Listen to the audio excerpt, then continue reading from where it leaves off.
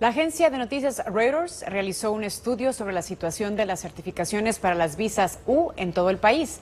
Maralí Madrid nos tiene todos los detalles en este tema. Maralí, ¿cuál es la finalidad de las visas U y por qué el estudio dice que solicitarlas es como una ruleta rusa? El programa para otorgar visas U fue creado por el Congreso con el fin de ayudar a la policía y los fiscales a establecer un mejor vínculo de confianza con las comunidades de inmigrantes, pero no siempre sucede.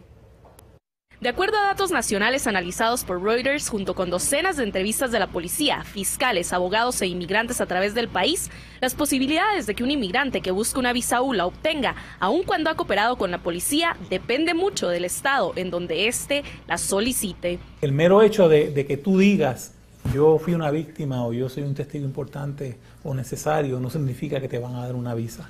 Entrevistas con abogados a través del país revelan grandes diferencias en los enfoques de la certificación policial, algo a lo cual está de acuerdo esta abogada en inmigración. Que la gente está reportando dificultades en muchas ciudades en recibir certificaciones y si no pueden recibir la certificación no pueden aplicar para la visa.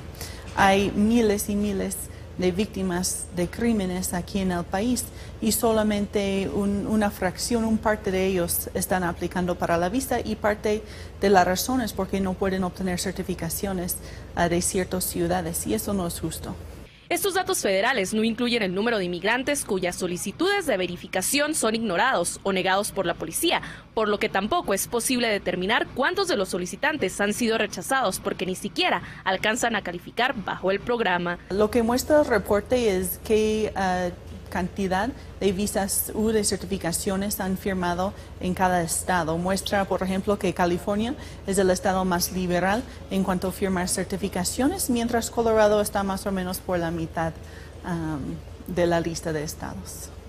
El senador demócrata Ted Kennedy y el senador republicano Spencer Abraham trabajaron juntos en el 2000 para crear la visa U, que forma parte de la ley de violencia contra las mujeres. Sin embargo, el Congreso limitó el número de peticiones de la misma a 10,000 al año.